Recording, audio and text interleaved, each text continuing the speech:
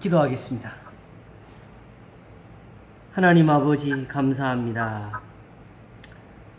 오늘도 주님의 백성으로 부르신 은혜를 힘입고 하나님의 자녀가 되는 이 은사를 가지게 해주시니 고맙습니다. 언제든지 함께 하셔서 하나님의 뜻을 나타내시며 주의 기뻐하시는 것을 향해 갈 수 있도록 복을 주시옵소서. 저희들의 만남을 축복하시며 오늘도 이 시간 하나님이 함께 하셔서 하나님의 지혜로우신 것으로 우리에게 채우소서. 감사하옵고 예수님 이름으로 기도합나이다. 아멘.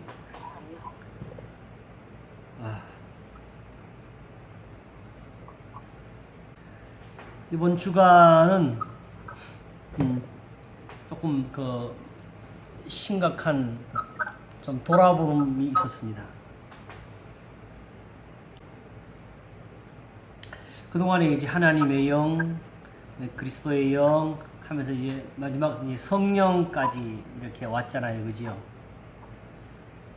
근데 문제는 성령이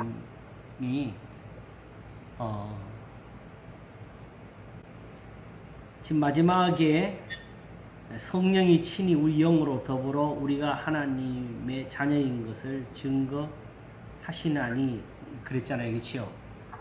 근데 사실은 지금 우리가 하나 돌아봐야 될 게 뭐냐면은 이 8장에서 지금 우리가 계속 처음에는 생명의 성령의 법부터 해가지고 영을 쫓는 자 그리고 하나님의 영이 거하시면 해가지고 마지막에 영으로서 몸의 행실을 죽이며 살리니 해놓고 그 다음에 성령이 친히 우리 영으로 더불어 우리가 하나님의 자녀인 것을 증거하시나니 그랬는데 여기에 좀 문제가 있는 것 같아요. 뭐가 문제냐면 번역이었어. 실제로 똑같이 다 성령으로 하든지 하나로 영으로 하든지 그랬어야 됐어요. 똑같은 단어예요. 그러니까 하나님의 영, 그리스도의 영이라고 이렇게 붙여진 거 빼놓고 그냥 영을 좇는 자, 생명의 성령의 법 할 때 그 성령, 그리고 영으로서 몸의 행실을 죽이면 할 때 그 영, 그리고 성령이 친히 우리 영으로 더불어 우리 영은 빼놓고 이 성령은 똑같은 그냥 the spirit입니다. 그러므로 정확히는 성령이라는 단어를 따로 쓰는 건 아닌 것 같아요. 이것은 그래서 지금 원어 성경까지 지금 펼치면서 지금 새로 보고 있는데 그러면 오히려 어떤 면에서 지금 우리가 어렵게 찾아낸 부분들이 이렇게 해서 결국은 하나라는 걸 우리가 지금 깨달았잖아요. 그렇죠? 네. 그러면 오히려 성령이라고 굳이 이렇게 따로 번역을 안 했으면 더 쉬웠을 것을 그랬어요. 그러게. 네. 다 여기 KJV는 다 스피릿으로 돼 있는. 네, 다 스피릿으로 돼 있어요. 그리고 원어 성경도 그래요. 다만 이제 한 가지 문제가 또 하나 있는데 1절이에요. 그러므로 이제 그리스도 예수 안에 있는 자에게는 결코 정죄함이 없나니 그랬지요. 근데 지금 킹제임스 보고 있다 그랬어요? 네. 거기에 뒤에 저기에 관계대명사 붙어서 있죠. 네. Who worked 나오지요? 네. 예. 우리말 성경은 없잖아요. 그렇죠? 그런데 그 붙여져 있는 게 실질적으로는 우리가 지금까지 이해한 부분을 굉장히 확인시켜주는 역할을 해요. 킹제임스 버전 한글 번역에는 나왔어요. 근데 그건 어차피 그 사람들의 사본이 같아서 그래요. 그러니까요. 네. 그러니까 걷는다라는 말이 들어가 있어요. 그런데 재밌는 게 ASV라고 있어요. 네. 아메리칸 스탠더드 버전이라고 있는데 거기는 우리 한글 성경하고 같은 해석을 해요. 번역을 해요. 그래서 결국 헬라어 성경을 뒤적뒤적 했죠. 보니까 헬라어 성경에 또 두 가지예요. 그러니까 헬라어 성경이 현재 우리 한글 개역 성경에 이제 그 번역할 때 쓰인 그것은 넷을 알란드판인데 그 버전을 쓴 데는 우리처럼 번역을 하고 또 다른 그 헬라어 그 사본 그러니까 원래 킹제임스나 원래 영어 성경이 쓰는 사본은 거기 달려 있어요. 원어에도. 그럼 꽤 심각해지는 것 같아요. 그런데 우리가 어차피 우리말 성경에서 1절에 그 설명이 없는 것을 우리가 지금까지 해석해서 찾아냈잖아요. 그렇죠? 네. 다만 이제 해놓고 나서 보니까 영어 성경에 있는 그 부분이 원래 성경에 있는 부분이라면 훨씬 더 쉬웠을 것을 하는 거지요. 그러나 결국 그게 있든지 없든지 의미가 달라지는 것은 하나도 없다는 사실입니다. 그리고 기왕에 그 2절까지 보면은 그리스도 예수 안에 있는 생명의 성령의 법이 죄와 사망의 법에서 너를 해방하였습니다. 했을 때에 실제로 이 법은 노모스라고 되어 있더라고요. 그러면 이게 율법으로 번역하는 거거든요.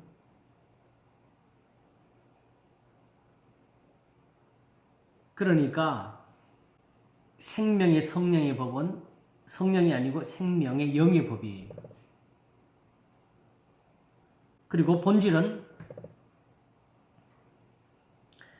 우리가 율법을 폐하느냐가 로마서의 한 축을 이루고 있는 겁니다. 바로 3장 끝에 그런즉 우리가 믿음으로 율법을 폐하느냐 그럴 수 없느니라 도리어 율법을 굳게 세우느니랍니다. 아시겠죠? 그런즉 지금 예수 그리스도 안에 있는 이 생명의 법이 율법과 상관없이 존재하는 법이라면 아무 의미가 없어요. 오히려 율법이 이래야 된다고.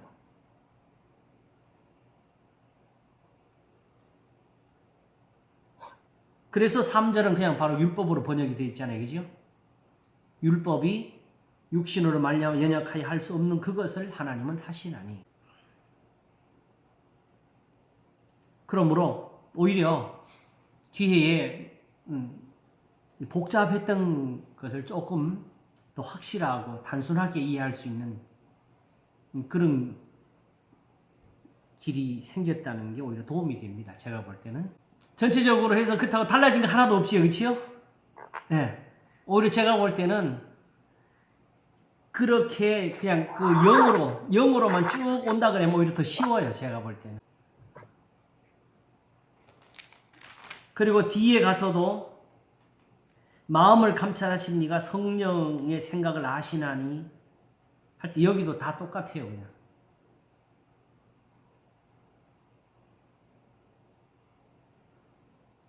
근데 이제 궁극적으로 이 영이 가리키는 것이 성령이 그대로 성령일 수도 있어요. 네, 결국 성령이 하시는 일이니까 그렇죠? 네. 그러니까 그 성령을 이게 특별히 사도가 이렇게 드러내면서 논의를 할 때는 이것도 우리 입장에서는 그냥 갑자기 처음 듣는 단어가 되거든요. 그러나 사도는 오히려 에베소서 1장에서 말하는 것처럼 보증으로 성령을 주셨냐면 성령을 보증으로 써요.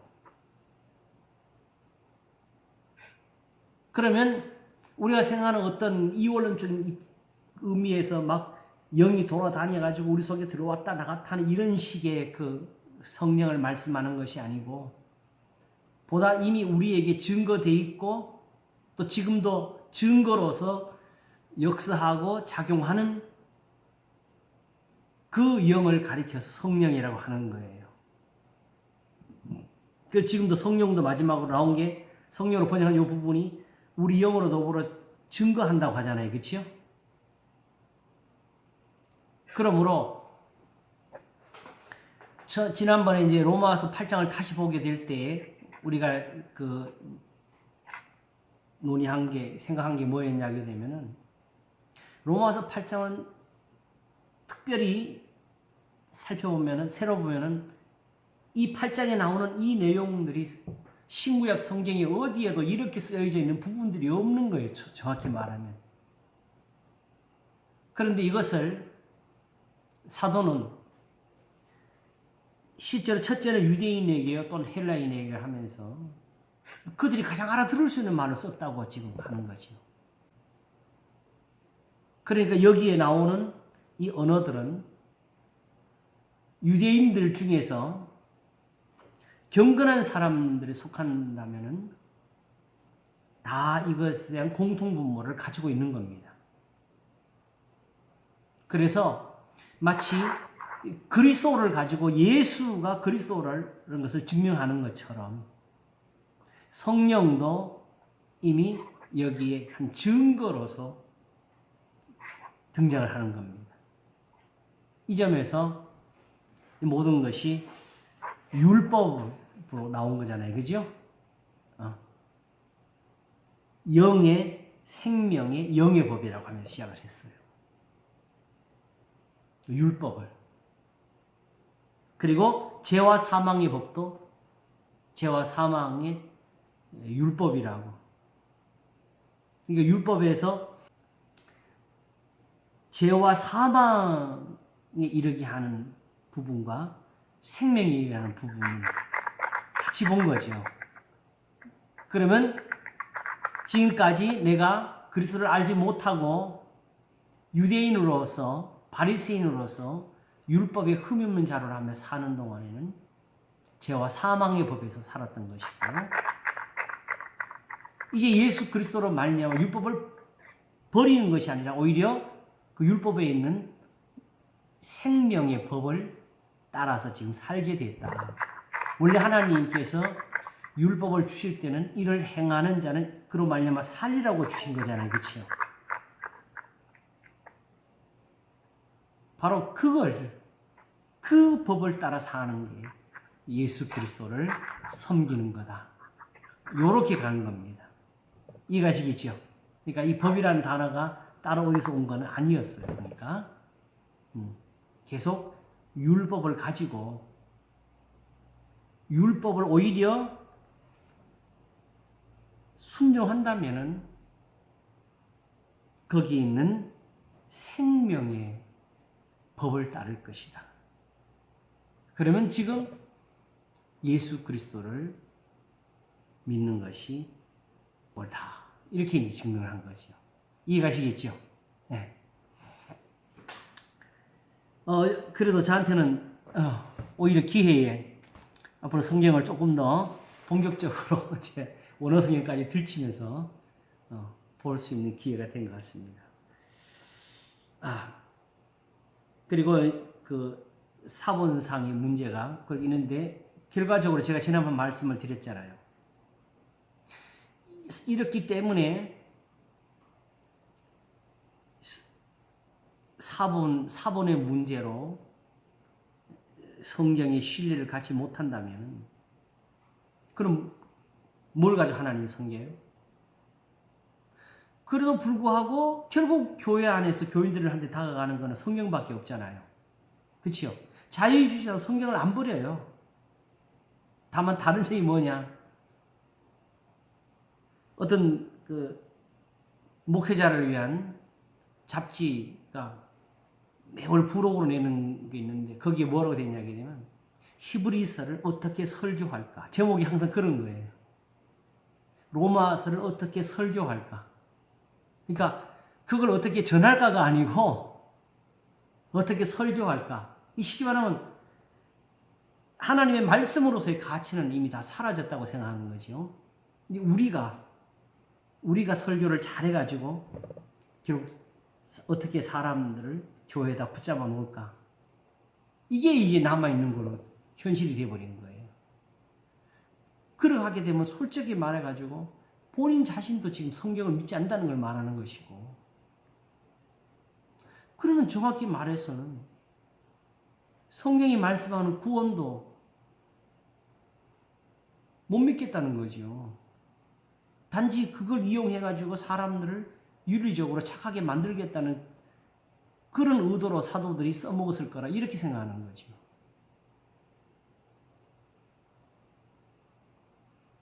그래서 마치 그 제사장들, 서기관들이 율법을 가지고 있기 때문에 저들의 말은 듣지만 행실은 본받지 말라고 하는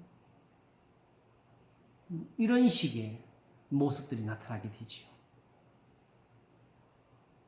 그래서 제가 한두 번 드린 말씀 중에 만약에 그렇다면 원본을 찾아야 살지 않겠냐.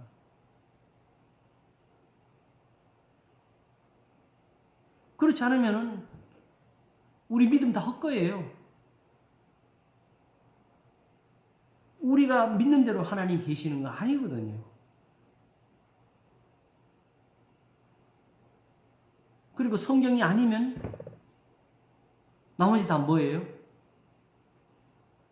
다 거짓말이죠. 우리가 아는 게 뭐가 있어요? 본 게 뭐가 있어요? 우리가 만든 거지요.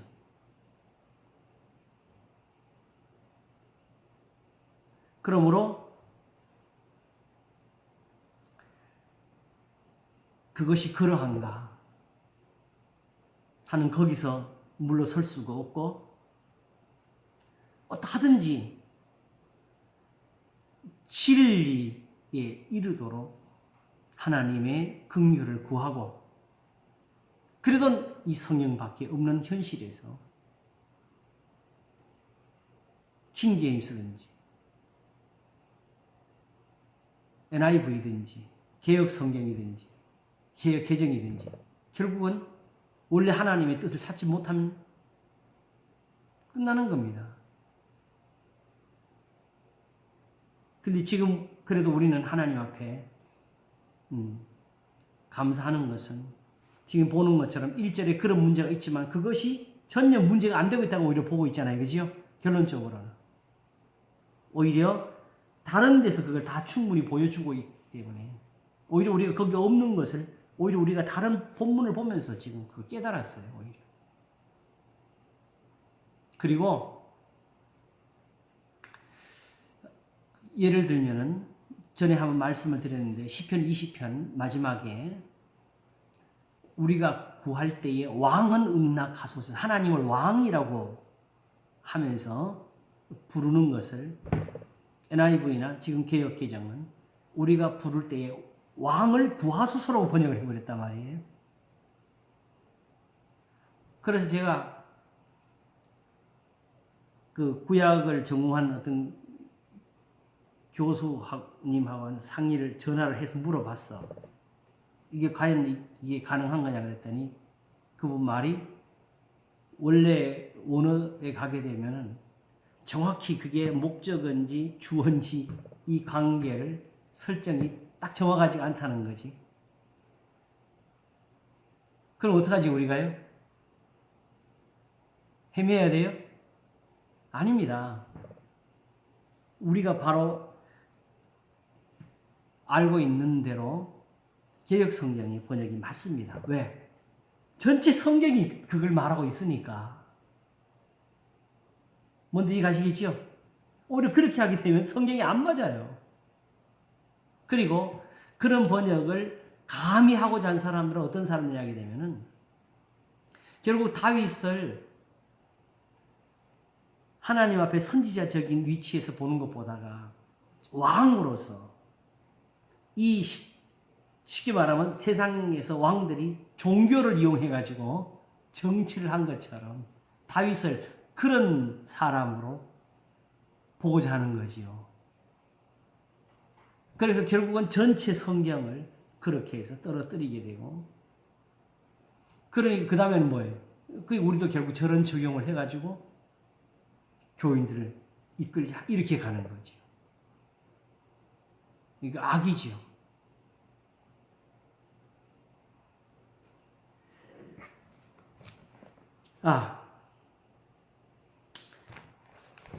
이제 그러므로 제가 볼 때는 본질적으로 영을 말하게 됐을 때 율법을 가지고 이야기했어요. 그렇죠? 그러면 오히려 그죠? 그러면 오히려 성령이 친히 우리 영으로 더불어 우리가 하나님의 자녀인 것을 증거하시나니 한 것은 우리가 해석한 것처럼 도리 오히려 율법에 보면 이렇다고 말하는 거예요. 지금. 뭔지 가시겠죠? 네. 그리고 15절입니다. 너희는 다시 무서워하는 종의 영을 받지 아니하였고 양자의 영을 받았으므로 아바 아버지라 부르짖으리라 한 것은 이거는 완료입니다. 헬라어 성경적으로 보면 현재 완료로 이렇게 되어 있고 영어 성경이 그렇게 받았으니까. 그럼 뭘 가리킨 거죠? 지금 우리가 확인도 할 수 없는 어떤 그 영적인 의미나 그 확신을 찾으라는 뜻이 아니고 이미 아브라함부터 내려온 이 신앙을 가리키는 거예요. 종의 영을 받지 않고 양자의 영을 받았다는 것은 갈라디아서에서 말씀하는 것처럼 지금까지 하나님을 아버지라 부를 수 있었던 것은 이렇게 계명을 따라 살아서 그런 것이지 제사나 예물로 된 것은 아니었다고 이렇게 그 말 해주는 거예요. 그게 그동안에 아브라함부터 이렇게 우리가 그동안에 하나님을 아버지라 부를 수 있었던 게 여기서 왔다는 걸 확인시켜 주는 겁니다. 무슨 얘기 가시겠죠? 궁극적으로 이 모든 것은 기록된 말씀, 구약의 말씀이 이르있다 이 말을 하는 겁니다. 그리고 이제 우리가 8장에서만 헤매 있으면 아직도 여기서 맴돌게 되는데 궁극적으로 이렇게 말해가지고 이 양자의 영을 받았다는 것을 어디서 확인시키죠? 12장이잖아요. 사랑엔 거짓이 없나니 악을 미워하라 하면서 이해가시죠? 거기. 네. 사랑엔 거짓이 없나니 악을 미워하고 선에 속하라. 형제를 사랑하여 서로 우애하고 존경하기를 서로 먼저하며 하면서 모든 사람으로 더불어 평화하라. 그리고 원수가 줄이거든 먹이고 목마르거든 마시우라 하는 이 교훈이 궁극적으로 이게 양자의 영을 말하는 겁니다. 우리가 이걸 받아가 살았지 않나요? 구약에서 율법을 가지고 제단을 쌓고 예물을 드릴 때도 그 예물을 살리는 게 이거였고 그 제사를 하나님 앞에 연락되게 하는 게 이거였다고 말하는 거예요. 우리만 하나님을 아버지라 불렀습니까? 이사야 63장 끝에 주는 우리 아버지시라 그랬습니다. 아브라함은 우리를 모른다 그래도 주는 우리 아버지시라. 그리고 다윗은 일찍이 시편 2편에서 너는 내 아들이라 하는 그 말씀을 들었지요. 그런데 우리가 그쪽으로 가게 되면 전부 다 또 예수님하고 자꾸 그쪽 연결시키려는 노력을 하는데, 우리도 지금 하나님의 자녀라고 내가 하나님을 아버지라 부르면서 다윗이 너는 내 아들이라는 것을 왜 그쪽으로 가져가요? 오히려 지금 우리가 하나님의 자녀라는 것을 거기서 증거를 가지고 오고 있는 건데, 그러므로 아브라함 믿는 사람들은 아브라함과 함께 복을 받는 것이고, 다윗처럼 순종하는 사람은 다윗처럼 구원을 얻는 겁니다. 그 말을 여기서 16절까지 한 것이고, 17절은 자녀임은 또한 후사, 곧 하나님의 후사요 그리스도와 함께한 후사니 우리가 그와 함께 영광을 얻기 위하여 고난도 함께 받아야 될 것이니라 한 것은 바로 그들의 조상들의 삶에서 이걸 본 거지요.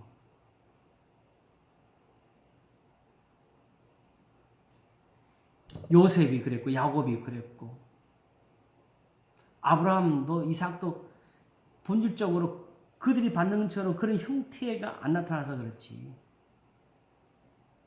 정말 그 외로운 땅에서 우물을 파면 여기서 뺏기고 저기서 파면 저기서 쫓겨나고 그랬잖아요.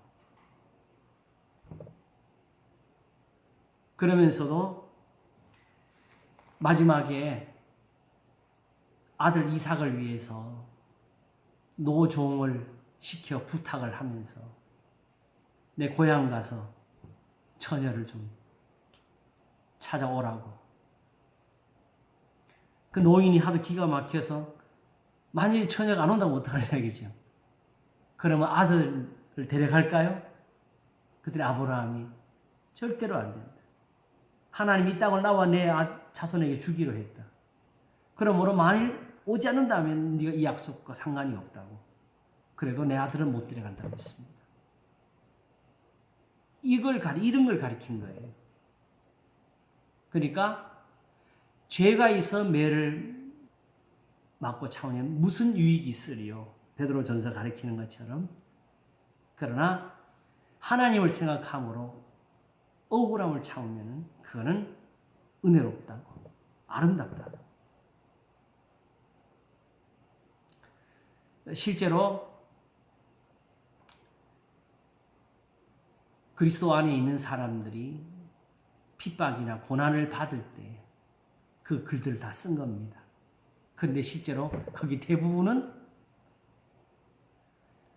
이 교훈대로 살지 못해서 이방인들, 하나님을 거스려 사는 사람들이 받는 그 고난을 받고 있었어요. 이것들을 인해서 불순종하는 자들에게 진노가 임하는 이라를 밝혀주잖아요. 그러므로 그들과 함께 참여하는 자 되지 말라. 우리는 거기 있다고 밝혀주는 거지. 그러니까 사실은 우리가 보게 되면 어려울 때 조금 더 편안하려고 그러면 남을 이용할 수도 있고 남을 부릴 수도 있고 삭선 덜 줄 수가 있고 그런 거잖아요. 삭을 못 받는 사람은 힘든 게 아니라 정당하게 삭을 주는 사람도 그때는 자기도 힘든 거라고 솔직히 말해가지고 그 모든 걸 쓰면서 만일 그리스도인으로서 고난을 받거든 그리스도의 고난에 참여하는 것으로 즐거워하라고 그랬어요. 베드로 사도가. 뭔지 이해가시겠죠? 요걸 이렇게 밝혀두는 이는 무작정 그리스도인들이 어떤 고난을 받는다고 내가 이제 주를 위해 고난받지 마귀가 이러지 이런 식으로 풀지 말라는 거죠. 오직 그리스도를 위해서 주를 위해서라는 말은 의인으로서 살면서 받는 고난을 가리키는 겁니다. 거기서 힘든 것을 참는 것을 가리키는 거죠. 결국 그렇게 참아가지고 요셉이 됐고 야곱이 된 거 아니겠어요? 다윗도 결국은 마지막까지 사울을 죽이지를 못하고 나발을 죽이지를 못하면서 자기 분을 참아가지고 하나님 앞에서 의인의 삶을 살게 된 거지요.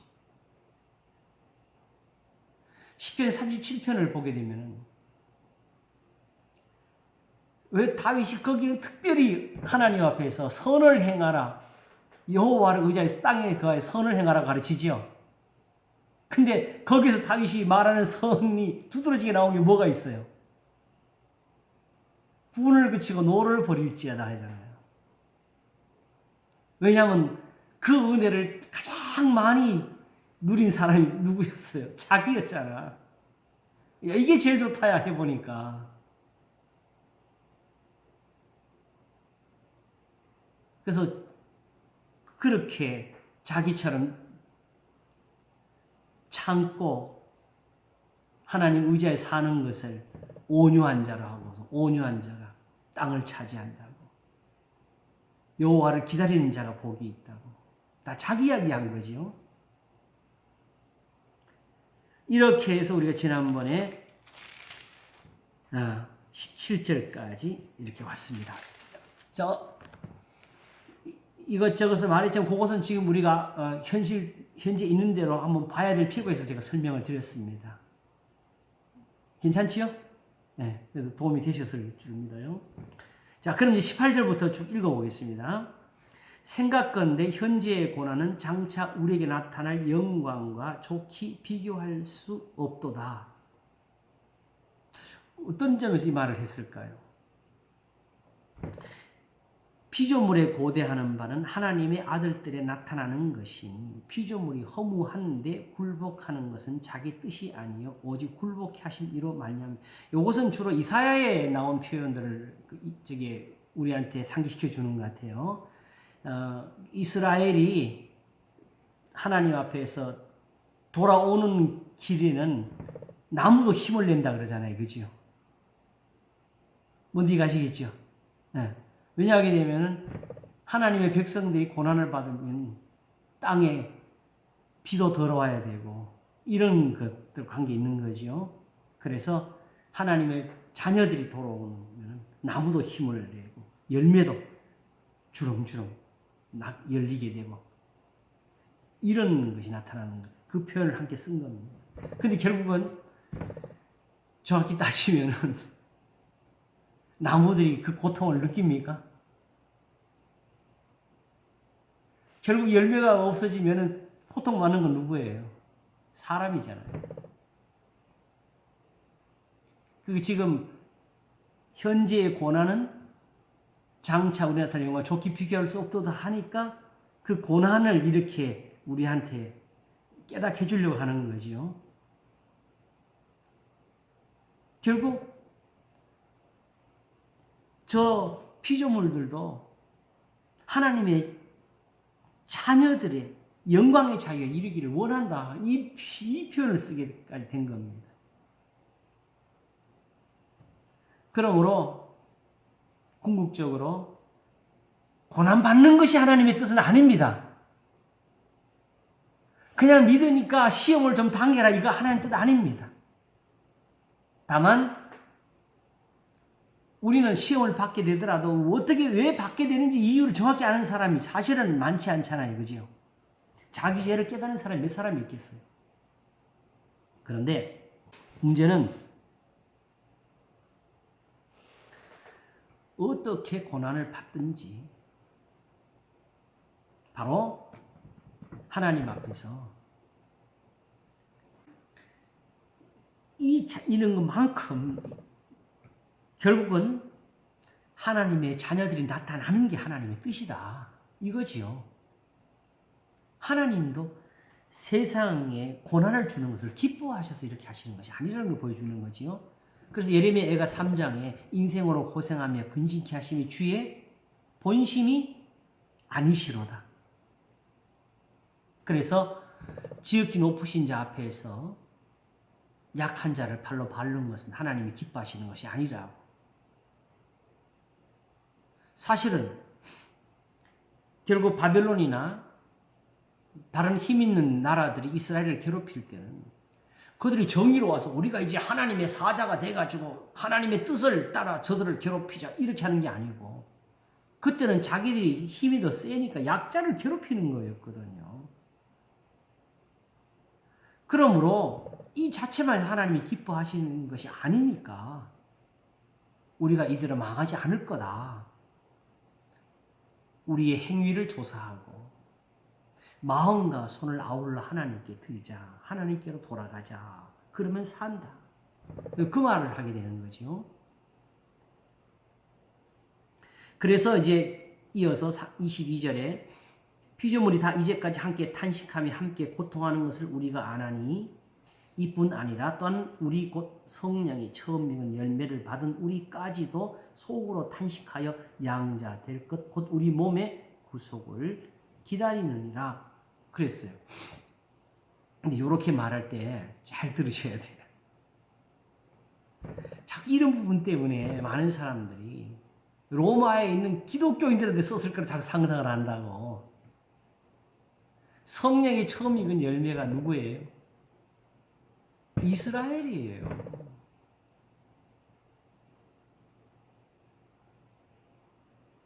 바로 야고보서가 1장에 쓴 게 뭐예요?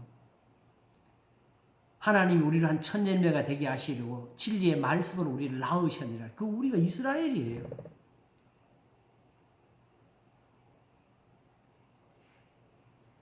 그래서 우리까지도 속으로 탄식하여 양자가 될 것 곧 우리 몸의 구속을 기다리느니라. 결국은 우리도 다 아브라함처럼 궁극적으로 다 야곱이나 요셉처럼 조상들이 애굽에서 나온 것처럼 여호수아가 가나안으로 들어가게 되는 것처럼 궁극적으로 우리가 다 지금 그걸 바라고 있지 않냐 이 말을 하는 거지요.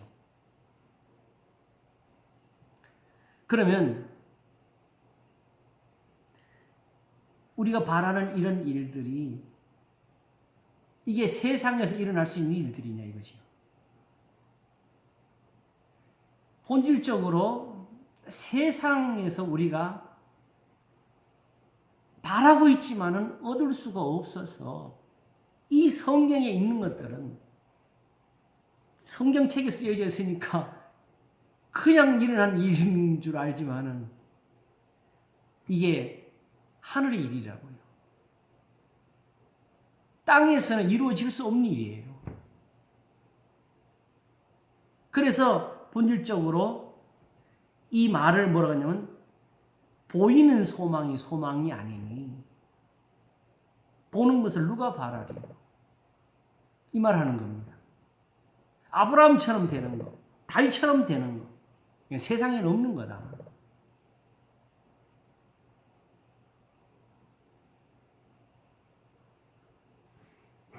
그러므로 우리가 바라는 것이 본질적으로 아브라함처럼 되는 것이고 야곱처럼 되는 것이라면 우리도 그 사람들처럼 그렇게 참으면서 기다리자.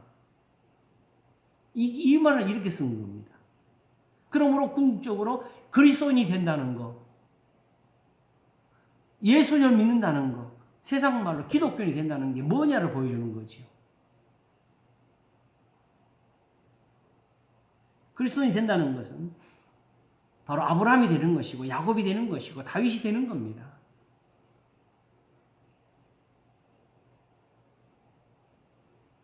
그런데 그런 소망은 없이 우리는 그냥 문제만 들고 와가지고 하나님 앞에 매달리는 것으로 하잖아요.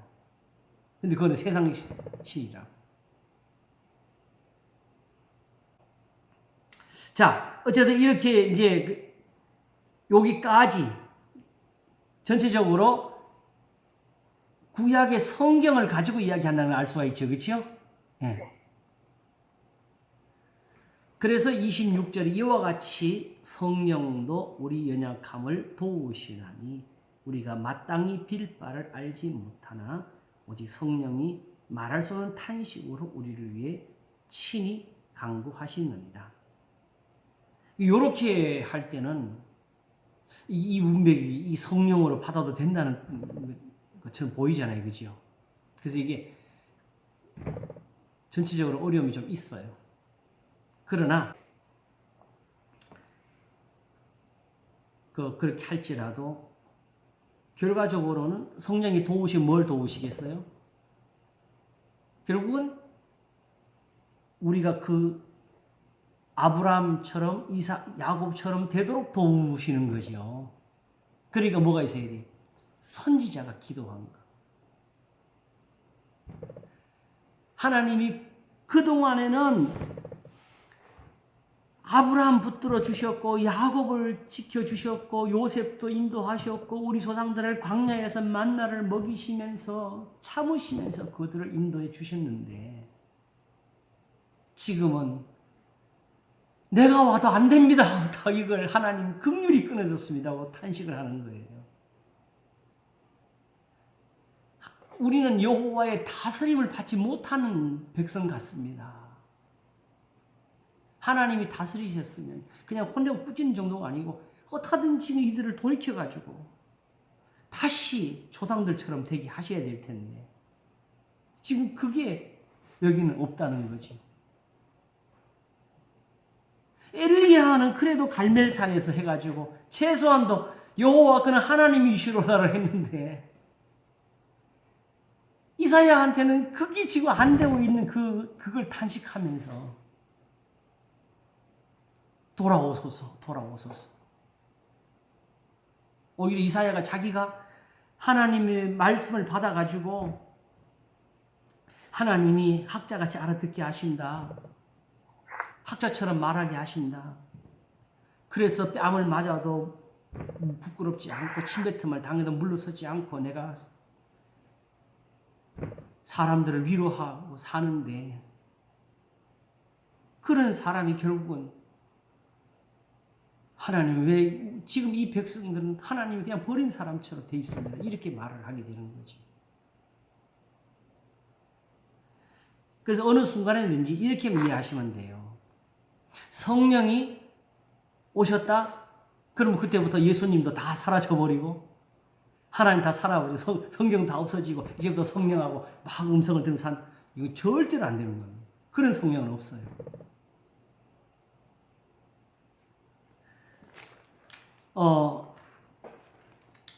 다윗이 시편 139편에 그랬죠. 내가 주의 신을 떠나 어디로 가니까 그랬잖아요. 내가 하늘 올라가 거기 계시고 음부에 내 자리를 펼쳐 거기 계십니다. 그게 뭐예요? 내 말을 아시고 행동을 아시고 내게 무슨 악한 행위가 있나 보시고 나를 영원한 길로 인도하시려고 그러는 거잖아요. 그런 다윗이 하나님의 그런 성령의 도움을 받았다고요. 그러니까 그러나 성경을 보게 되면 굳이 거기 성령이라고 표현된 부분 하나도 없어요. 그런데도 시편 51편에 우리의 아내로 인해 가지고 그 고통할 때 주의 성신을 내게서 거두지 마소서 그러잖아요. 무슨 뜻이냐 하게 되면 다시 내 속에 정한 마음이 만들어지도록 예루살렘의 선을 행하시라고. 그 시온의 선을 행하서 예루살렘 성을 쌓으셔서 다시 우리가 하나님 앞에 온전한 번제를 드릴 수 있도록 해달라고. 그냥 제사를 원하시는 건 아니지 않습니까? 통회하고 차복하는 마음 원하시니까 그거 필요하면 그거 하나님 만들어 주시라고 하는 게 주의 성신을 내게서 거두지 마소서예요. 그냥 가슴 뭉클뭉클하게 두드리고 기도할 때 막 회개가 쏟아 나왔다고 그걸 성령이라고 표현하는 건 아닙니다. 여기서. 오직 이렇게 되는 거. 27절 마음을 감찰하시는 이가 성령의 생각을 아시나니 이는 성령이 하나님의 뜻대로 성도를 위하여 강구하심이니라. 어떻게? 이렇게 되도록 우리가 알거니와 하나님을 사랑하는 자. 하나님을 사랑한다는 말을 우리가 생각할 때는 예수님 사랑해요, 사랑해요, 예수님 하는 이런 행동으로 생각할 수가 있는데 저도 엄청나게 했거든요. 근데 여기서는 뭐라 그래요? 그 뜻대로 부르심을 입은 자들이에요.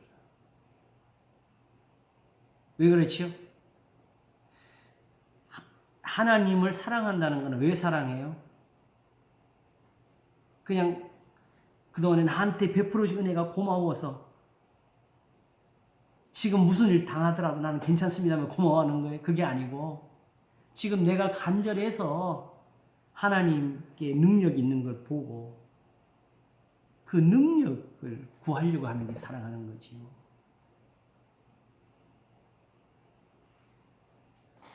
그래서 중요한 거는 우리 믿음, 우리 신앙에서 우리가 놓치면 안 될 게 있어요. 바로 여기서 말하는 하나님께 대한 사랑입니다. 이제는 우리도 자칫하면 놓칠 수가 있는데, 왜냐하면 적어도 이제는 이렇게까지 안 배워도 여기 있는 우리들은 그래도 하나님을 알고 이제 믿잖아요. 그치요? 두려워도 하고 있고, 그리고 믿음도 가지고 있고. 그렇기 때문에 이제 계명이나 이런 것에 대해서도 그렇지 않아도 우리는 거기에 대해서 의무를 또 가져요. 근데 여기서 잊어버릴 수 있는 게 있어요. 단지 거기서 하게 되면 또 하나 놓치는 게 하나님께 대한 이 사랑을 놓쳐요. 내가 왜 이렇게 이 믿음을 가져야 되는지, 내가 왜 오늘도 하나님의 이 뜻을 따라야 되는지, 그 이유가 내가 지금 하나님 앞에 간절한 사람이라는 이 사실을 우리가 놓치고 있으면 안 돼요. 욥이 자기 밑에 그 종들이나 이웃에 가난한 사람들이 와서 자기들이 어려운 사정을 말하면 항상 뭘 먼저 생각했다 그랬지? 나도 하나님 앞에 이런 사람이라고 그랬잖아요. 내가 이 사람들을 몰라주면 하나님 내 사정을 안 알아주실 거라는 거죠. 우리가 우리에게 죄 지은 자를 사하여 준 것 같이 우리의 죄를 사하여 주옵시고예요. 남의 죄를 용서하고 내가 참아야 되는 이유가 내가 죄가 하나님 앞에 사함받을 일이 있어서 그런 거죠. 그러므로 하나님이 계시니까 섬긴다. 이것도 이미 성경에서는 이미 벗어난 거예요. 하나님을 사랑하는 자. 찬송이 시온에서 주를 기다리오며 하면서 기도를 들으시는 주여 모든 육체가 주께 나오리다 하면서 죄악이 나를 이겼사니 우리의 죄가를 주께서 사하시리다 하면서 들의 초장에 양떼가 입히고 곡식이 덮입니다 하면서 하나님께 나아가는 사람. 이게 신앙입니다, 사실은. 그러므로 사도 바울이 말씀한 것처럼 사도 바울처럼 살아도 오직 한 일, 즉 뒤에 있는 것을 잊어버리고 앞에 있는 것을 잡으려고 하나님이 그리스도 예수 안에서 위에서 부르신 부름의 상을 위하여 쫓아가노라. 상을 위해 쫓아가는 요것이 살아있는 게 이게 신앙입니다. 단지 의무로서 이제 내가 믿으니까 요것도 우리가 자칫하면은 이 중량을 놓치게 만듭니다. 살아있다는 것, 깨어있다는 것은 하나님을 사랑하고 있다는, 사랑한다는 요 사실에서 깨어있는 겁니다.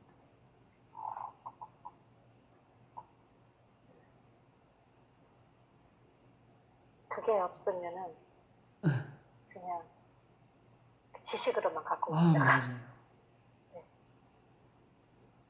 그리고 어려우면 한숨으로 가게 되고 네. 그게 오히려 사랑으로 가는 건데 주여. 그래서 우리가 알거니와 했을 때는 어디로 가려고 그러는 거예요? 구약 성경이지요. 그죠? 네. 하나님을 사랑하는 자, 누구? 아브라함 같은 사람, 이삭 같은 사람, 야곱 같은 사람들은 그 뜻대로 부르심을 입은 자들에게는 모든 것이 한여가 선을 이루었느니라. 어떻게 알았어요? 그 결과가 지금 아브라함, 이삭, 야곱이 된 거예요. 우리 조상들은 광야에서 만나를 먹어나이다 하면서 당신을 믿게 하는 표적이 무엇입니까? 하고 묻는 그 사람들이 구하는 게 바로 그 조상들에게 일어났던 하나님의 이 구원하시는 역사지요. 이걸 선이라 하는 거지요. 어떤 윤리적인 그런 점에서 선을 따지는 건 절대 없습니다. 요걸 거듭거듭 생각할 때마다 꼭 짚고 넘어가야 되겠는데, 이제 이렇게 저랑 성경 말씀을 이렇게 배우고 나면은 또 이런 어려움이 와요. 뭐냐면은 100% 완전해야 되는 줄 알고, 하나도 안 나야 되는 줄 알고, 불평을 아예 안 나와야 되는 줄 알고, 그래도 보면 뭐, 우선 식구들부터 시작해가지고, 이웃부터 만나면 다 그냥 그래도 세상 말로 그냥 짜증나는 사람 많고, 억울하는 사람 많은 게 세상이잖아요. 그래가지고 거기서 직장에서 또 부딪혀가지고, 그 뭐 상사가 괴롭히고 뭐 이렇게 하는데, 자기도 모르게, 왜 이러십니까? 막 이렇게 한번 나올 수 있는 거지. 근데 그렇게 해놓으면 그게 이제 찔리는 거예요. 그런데 하나님이 그걸 나무라시는 게 아니고, 아파서 아프다 그러는 걸 왜 나무라시겠어요? 내 원수가 줄이거든 먹이고 목마르든 마시우라는 것은 결국 어느 순간에 그 사람이 무너져가지고 나한테 손을 벌리는 순간에 왔을 때를 이야기하는 거예요. 그때 그 사람의 손을 잡아주는 게 그게 용서고, 그때 그 사람에게 마실 물을 내미는 게 그게 사랑이라. 그게 지금 어떤 감정적인 문제에서 철학적으로 매 돌을 닦아가지고 싹 생각이 지고 이걸 말하는 게 아니라는 거죠. 기억하셔야 돼요. 그래서 가르치는 것은 에베소 4장에서는 분을 내어도 죄를 짓지 말고 해가 지도록 분을 품지 말며, 분 자체에 대해서 그 도무지 안 난다 이렇게 말하는 거 아니잖아요. 뭔데 이거 아시겠죠? 제가 경험해서 이제 이것까지도 다 짚어드려야 되겠네. 또 혹시라도 오늘 밤에 또 무슨 고민하고 주무실지. 다만 이제 그래도 생각이 나면은 빨리 풀 수 있는 거 풀을 수 있으면 좋은 거지요. 네. 자, 제일 중요한 건 지금 모든 성경에서 가장 모든 사람들이 구하고 찾는 답이 뭐예요? 선을 이루는 거예요. 이것이지. 이게 구원이고, 이게 축복이고, 이게 기도의 응답이 요걸 다 포함한 말, 이게 선이라는 뜻이죠. 영어를 좀 아는 분은 good, 네. good to you, good to me.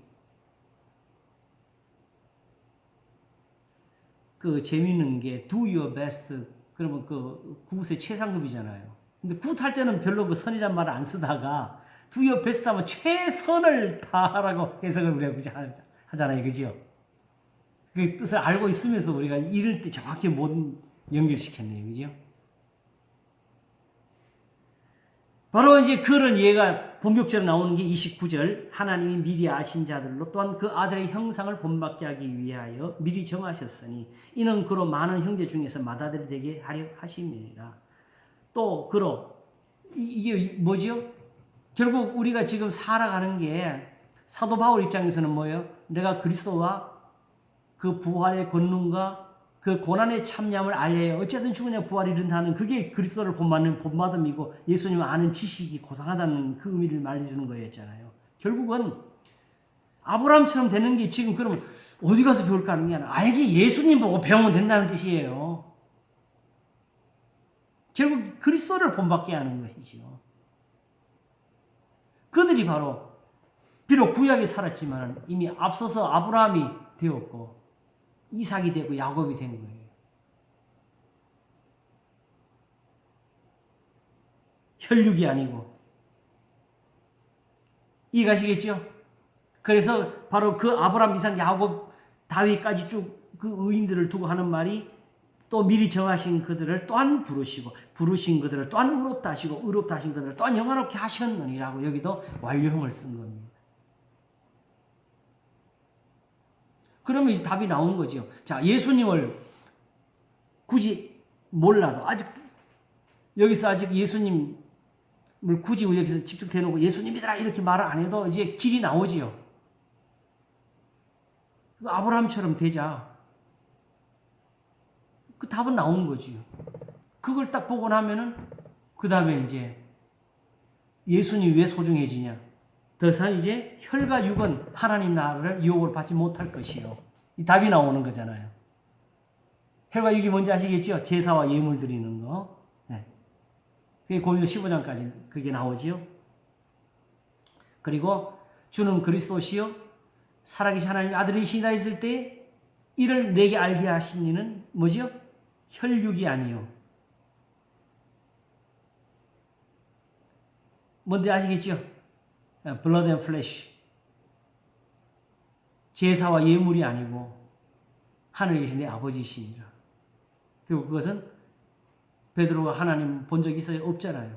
그런데도 하나님 아버지께로 듣고 배운 자는 다 내게로 온다. 너희가 성경에서 영생을 생하고 이 성경을 상고하고 있지 않냐는 거지. 아버지의 말씀. 거기서 배워야 되지. 그래서 결국 누가복음에서는 가장 좋은 답을 주셨어요. 바로 나사로, 부자와 나사로에서 부자가 나사로를 집에 좀 살려보내달라고 형제들이 있으니까 죽은 자 가운데 살아나는 사람이 있으면 들을 거라고.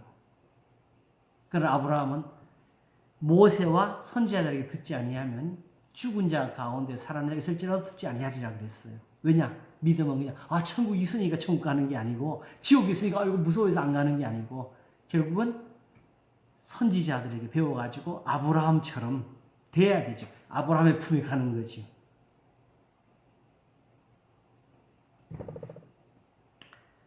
그러므로 이 부분은 우리가 그동안에 신학적으로 그냥 이걸 가지고 구원의 서정에다 갖다 줘 우리한테 적용시킨 거는 무리한 것이었어요.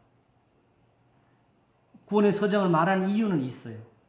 제세례파, 요즘 구원파 같은 그 제세례파들이 한번 영적인 경험을 하면 육신은 죄를 지도 영혼은 죄를 짓지 않는다고 이런 걸 가르쳤기 때문에 사람의 거듭남이나 이런 것, 그 다음에 의롭다함, 칭의를 얻는 데까지는 전혀 우리가 하는 일이 아니고 하나님이 다 하신 일이고 이제 하나님 앞에서 가지고 남은 일은 천국 갈 때까지 성화가 남아있다고 배워주기 위해서 가르친 거예요. 그러므로 현실적으로 이 성화에 들지 아니한 교회들은 사실 아직 이 구원의 서정에 들지를 못한 거지. 정확히 말하면. 그걸 말하기 위해서 한 거니까 소중한 건 맞아요. 근데 이 부분이 그걸 가리키려고 한 것은 아니었습니다. 그러니까 이제 그러면 31절부터는 뭐예요? 이제 나온 말이 다 모아가지고 한꺼번에 쏟아내는 거죠. 이것이 히브리서 가면 어디서 나와요? 12장 와서 구름같이 둘러싼 헛다한 증인들이 있지 않느냐고 나오는 거지요. 그런 즉 이래 우리가 무슨 말 하리요? 만약 하나님이 우리를 위하시면 누가 우리를 대적하리요? 자기 아들을 아끼지 아니하시고 우리 모든 사람을 내어 주시니가 어찌 그 아들과 함께 모든 것을 우리에게 은사로 주지 아니하시겠느냐? 이 함께가 이제 예수님 말씀대로 사는 거지요. 그 다음에 누가 능히 하나님의 택하신 자들을 송사하리요? 의롭다 하시는 하나님이신 누가 이거 다 어디 있어요? 구약이 있는 거잖아요. 누가 하나님이 의롭다 하신 자를 정죄할 수 있었느냐? 누가 다윗을 이겼느냐? 누가 요셉을 이길 수 있었느냐? 이렇게 하는 거예요. 이 말 쓰는 거예요. 그리고 그 증거, 지금 우리 앞에 눈앞에 있는 증거는 이것을 증거하신 예수님이 친히 죽은 자 가운데 살아나셨지 않느냐? 예수님이 살아나신 후에 하나님이 이거 내가 하나 놓친 게 있으니 하고 다시 예수님을 무덤에 넣으신다면 모르겠지만 그렇지 않다면은 우리 예수 그리스도 예수님이 그리스도이시라는 것은 분명한 사실이고, 그래서 이제는 예수님을 두고서 이제는 아직 그리스도로 가는 거죠. 죽으시고 아니라 다시 살아나신 이는 그리스도 예수시니 그는 하나님 우편에 계신 자여 우리를 위하여 간구하시는 자신이라. 이 그리스도는 하나인데 이제 그 그리스도가 예수다. 이걸로 이제 답을 내는 겁니다. 누가 우리를 그리스도의 사랑에서 끊으리요? 환난이나 공고나 핍박이나 기근이나 적신 위험에 칼이랴 했을 때, 그러므로 예수님 믿는 이 사랑에서 우리를 못 끊는다. 예수님 믿는 데서 산다. 그리스도에서는 예수님으로 가기 위한 달입니다. 그래서 36절 요 인용된 거는 나중에 우리 시편을 한번 보겠습니다. 사실은 이때 무슨 이야기 되면은 그때 고난을 받았어요. 고난을 받는데 그 고난을 받는 중에도 하나님의 말씀에서 떠나지 아니했습니다를 하면서 이 말을 쓴 거예요. 그래서 우리가 종일 주를 위해 죽임을 당게 되며 도살할 양같이 여김을 받았나이다 이렇게 쓴 거였습니다. 그 시편에서. 바로 그와 같이 지금 되는 거 아니냐. 그러나 이 모든 일이 우리를 사랑하신 이로 말미암아 우리가 넉넉히 이기느냐 할 때 이 부분들이 다 이제 다시 그 영을 쫓아 살아가는 이걸 말하는 거죠. 여기 놓치면 안 돼요. 시작은 뭘로 했어요? 영의 생각은 생명과 평안을 가지고 지금까지 온 거잖아요. 그렇죠? 결국 이제 중요한 게 있어. 이제 그리스도 예수니까 또 여기서 기독론으로 빠지면 안 돼요. 결국 예수님 말씀으로 가야 되는 거죠. 그게 뭐니까? 그게 그리스도 예수 안에 생명의 성령의 법이니까. 그 법을 쫓아가는 게 영을 쫓는 거니까. 그게 이제 그냥 나온 것이 아니고 우리를 사랑하신 이로부터 나온 거다. 하나님이 높은 데 앉아가지고 뭘 요구하는 법이 아니고 하나님이 우리를 사랑하셔서 자기 아들을 내어주신 거라고. 그 사랑이라고 가르치는 거지. 그러므로 이미 조상들이 이렇게 해서 믿음을 가지고 의롭다함을 얻고 영화롭게까지 한 것이 우리 눈앞에 있는데 우리가 이제 예수님 안에서 그렇게 되지 않겠느냐 이 말을 하는 거죠. 믿음은 다른 게 없습니다. 결국 거기 가서 모든 걸 찾는 거지요. 그래서 38절에 내가 확신하노니 사망이나 생명이나 천사들이나 권세자들이나 현재이나 장래이나 능력이 높음이나 기품이나 다른 아무 피조물이라도 우리 주 그리스도 예수 안에는 뭐에서? 하나님의 사랑에서. 자, 앞에도 지난번 시간에도 결국은 하나님의 영이 사람의 영으로 끝나는 걸 봤지요. 결국은 이 모든 말이 하나님의 사랑이라는 단어에서 다 그냥 끝이 났어요. 그러면 이 사랑이 뭘 가리키는 거예요? 계명이지요. 무슨 얘기 하시겠죠? 영은 하나님 말씀입니다. 왜냐하게 되면 이게 왜 사랑이냐? 하나님이 자기를 사랑하는 자를 위해서 준비하신 것이었어요. 창세전에 준비하신 거라. 그래서 이걸 가지고 아브라함을 건졌으니까 하나님의 사랑이지요. 이걸 가지고 야곱을 지켰으니까 이게 야곱을 향한 사랑이지요. 이걸로 조상들을 애굽에서 건져냈으니까 이게 사랑이지요. 무슨 얘기 하시겠죠? 네. 그래서 진리가 사랑이라는 이름으로 쓰이게 되고 계명이 사랑의 이름으로 쓰이게 되고 영이 이제는 사랑으로 다시 이렇게 나타났어요.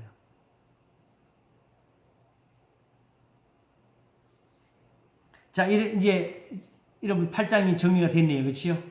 네. 새로 보면서 저도 많이 얻었습니다. 우리가 물러서지 않는다면 우리는 지금 하나님의 사랑 안에 있는 사람들입니다. 그리고 이 사랑은 우리가 하나님을 섬겨서 얻는 대가에서 받는 그 대가로 얻는 사랑이 아니고 하나님이 본래부터 사랑하셔서 일하시는 그 은혜지요. 그죠? 네. 하나님이 이걸 하시고 싶어 했어요. 그래서 앞에 피조물이 고대하는 바가 되는 게 그게 결국 뭐예요? 나무가 기도를 했겠어요? 하나님이 오히려 이걸 하나님의 자녀들이 고통받고 고난받는 것을 기뻐하지 아니하셔서 하나님이 오히려 이걸 이루고 싶어 하셨다는 뜻이지요. 그러므로 이제 제가 짧은 표현을 쓰면은 우리가 아프면 하나님이 아프십니다. 우리가 울면 주님도 우셔요. 겟세마네에서 우신 게 우리가 오히려 울 줄 모르는 걸 주님이 대신 우신 거지요, 사실. 예루살렘을 보시면서 우셨잖아요. 선지자를 돌로 치는 자여 하시면서 내가 너희를 암탉이 날개 아래 새끼를 품으려 한 것처럼 한 건 몇 번이냐고. 근데 이제는 나를 돌로 치는 게 아니라 십자가에 못 박는 거지요. 그러나 주의 이름 오시니 할 때까지는 이제 다시 나를 보지 못하게 될 거라. 거기까지 그 순간에 다 주님은 사랑하셨어. 마지막 십자가에 달리셔서도 사랑하셨어요. 그리고 십자가에 달리셔가지고 우리 소위 말하는 십자가상의 칠한 뭐 이렇게 우리가 소위 그런 것도 말을 하잖아요. 주님이 그 십자가에 달리셔 있을 때에 그런 걸 몰라가지고 굳이 산을 드는 데서 하나님과 대화를 나누셔야 되겠어요. 주님이 요한복음을 보게 되면 이제 예루살렘 와가지고 아버지여 내가 이때를 위해 왔나이다 하니까 하늘에서 우의 소리가 들리잖아요. 그 사람들 천둥이 울었다, 천사가 말을 했다 이렇게 하니까 예수님이 이 소리가 난 것은 나를 위해 난 게 아니고 너희를 위해 난 거다라고 하십니다. 모든 것이 다 우리를 위해서 하신 거예요. 우리한테 교훈이 되게 하시고 우리를 깨닫게 하려고. 그래서 이제 여기까지 생각이 바뀌어야 되는데 하나님을 위해서 뭐 한다는 생각 버려야 됩니다.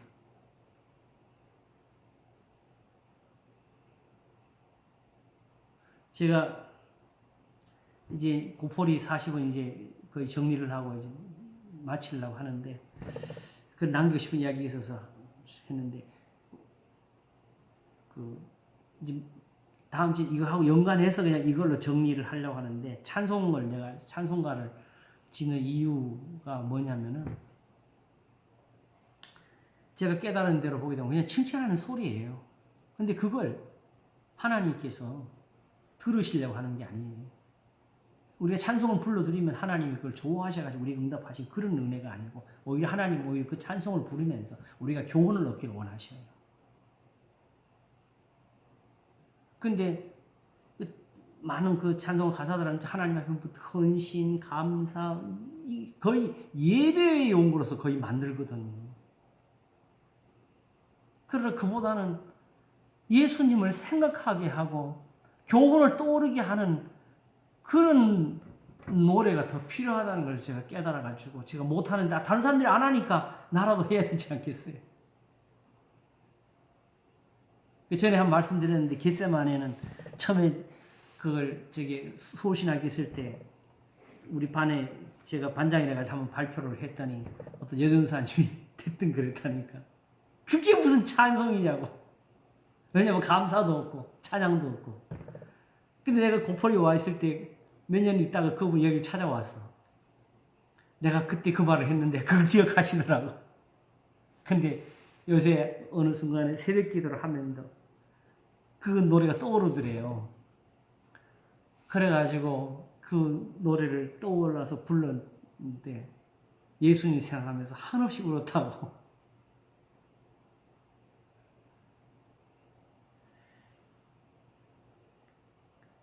오히려 주님은 찬송이라도 우리를 위해서 부르기를 원하십니다. 우리 집사님 한 분이 성경대학 가서 강의를 듣고 와서 한테 이런 이야기를 했어. 어떤 목사님 나오시더니 성회대가 찬양하면 여러분들은 그걸 듣고 아멘 하면 안 된다고 그러더래요. 왜냐하면 그건 하나님만 들어야 되기 때문에.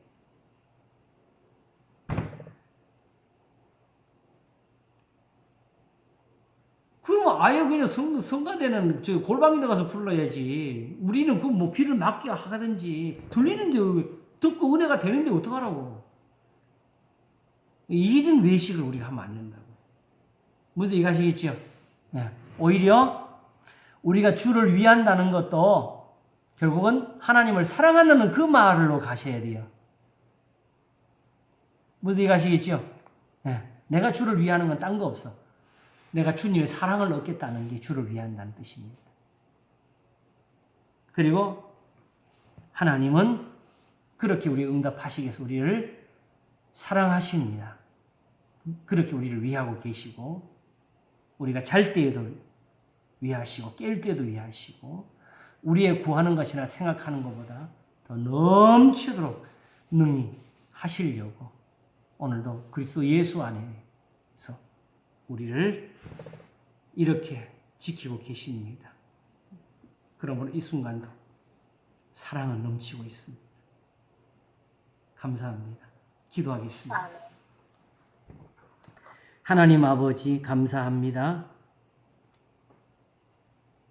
누가 우리를 그리스도의 사랑에서 끊으리요? 환난이나 공고나 기근이나 적신이나 위험이나 칼이랴 하였습니다. 아브라함이 표절 단신 본토 친척 아비집을 떠나온 것을 군대를 가진 왕이 저를 범하지 못하게 하나님이 지키셨습니다. 그렇게 하나님께서 의인들을 사랑하셨고 야곱을 지키셨고 요셉을 건지셨고 애굽의 그 종된 데서 그 자손들을 건져내셨고 영광을 얻으셨습니다. 친히 하나님이 이제도 그리스도 예수 안에서 그 찬송을 내고자 하시는 것이니까 주여 우리에게 믿음을 더하시고 말씀에 있는 대로 주를 사랑하게 하시옵소서. 감사하고 우리 주 예수 그리스도 이름으로 기도하옵나이다. 아멘. 아멘. 감사합니다. 감사합니다. 예, 다음 시간에 뵙겠습니다. 다음 주에 한 30분 빨리 할게요. 예, 8시 반쯤에서 열도록 하겠습니다. 조금 늦더라도 들어오세요. 예, 다 평안하세요.